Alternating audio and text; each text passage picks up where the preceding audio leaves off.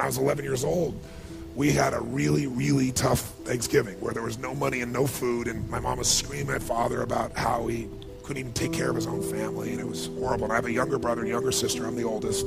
So I was trying to keep them from hearing this conversation, and then a miracle happened. Bang on the door. I'm the oldest. They're screaming, so I go answer the door. And I answer the door, and standing there is this giant man. It was this little boy. And he's holding this huge box of food. And beside him on the ground was a black pot with an uncooked turkey in it. And he said, "Is your father home?"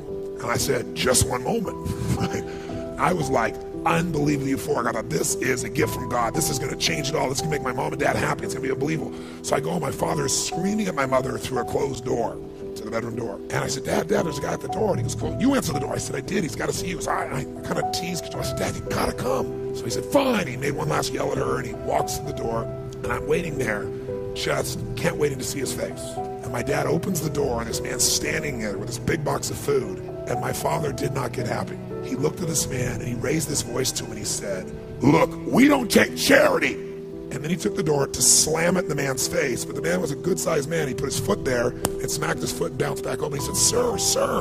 He said, "Please take this." And my father said, "We don't take charity." He went to slam it again. And this time the guy put his shoulder against it so he couldn't do it. And then my father's staring at him. It's like these two males starting to get in this intense mode. And one's just trying to give a gift, and I'm freaking. And then the guy said something that I'll never forget, and in moments I wished he hadn't said. But he found a way to force my father. He's holding this thing, and he looked at me, and then he looked at my dad, and he said, "Don't make your family suffer because of your ego." Now my dad's level of energy increased, but he was also trapped. So he took the food, slammed it on our table, and slammed the door in the man's face and never even thanked him. And I didn't know what to do. Part of me wanted to cry. Part of me was crushed. And I watched my father storm off and went on back to scream at my mother. And I remember that day just thinking, I don't understand. You gotta realize you can't lose anything. You can transform things, but you can't lose anything. Now you can try and pretend you've lost something. You might be upset with somebody and they go, "Oh my God, I've lost their love," or "They've lost mine," or "I've lost respect." How do you lose respect? You can't lose something that's already inside of you. Love is not something you have to go looking for when it's where you come from. My mom was 5'1", I'm 6'7", to give you an idea how she gave birth to me is mind-boggling. She loved the attention. She got partying or dancing, but she would never go to the grocery store. I did that every day of my life. I went on my bicycle to the grocery store, made the meals. She never came out of this room. We lived in a 1,200 square foot house, and my forefathers all lived in the living room at different times. She was a very powerful and intense lady. But, again, I'm not saying this to be positive. It's just really true. Everything in my life has come from all those things that are there, all the drives. Now I could have just beat myself up or felt sorry for myself, but fortunately I didn't do that.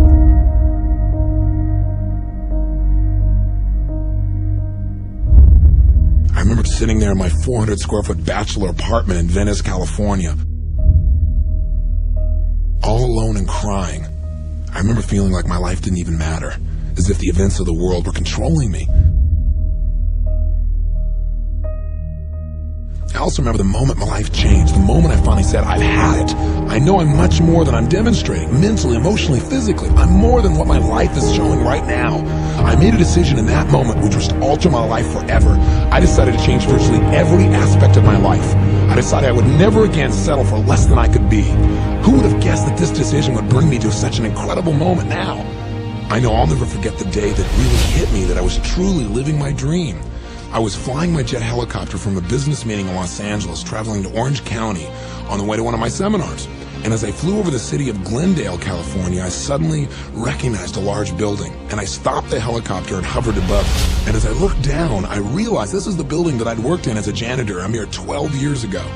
In those days, I've been concerned about whether my 1960 Volkswagen would hang together for the 30-minute trip to work. My life had been focused on how am I going to survive. I felt alone and I felt fearful.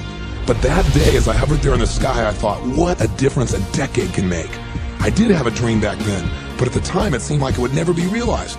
Today, though, I've really come to believe that all my past failures, all my frustrations were actually just laying the foundation for the understandings that have created the new level of living I now enjoy.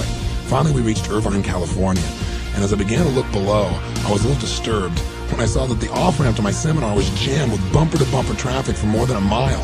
I thought to myself, boy, I hope, whatever else is going on tonight gets started soon so that the people coming to my seminar can arrive on time. But as I started to descend down to the helipad, I began to see a brand new picture. Thousands of people being held back by security just where I was about to land. Suddenly, I began to grasp the reality.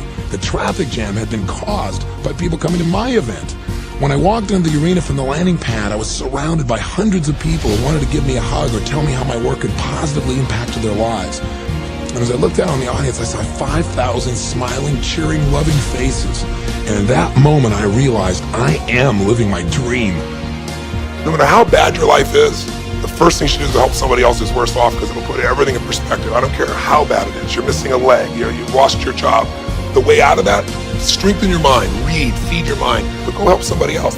I feed 2 million people a year because somebody fed my family when I was 11 years old, and that drive just doesn't go away. Everybody wants to change, but nobody wants to work out. Everybody wants muscle, but nobody wants to train. We don't realize that the process of training ourselves, the process of conditioning ourselves actually feels incredible. Once you get that initial momentum, you got to decide you're going to commit to mastery.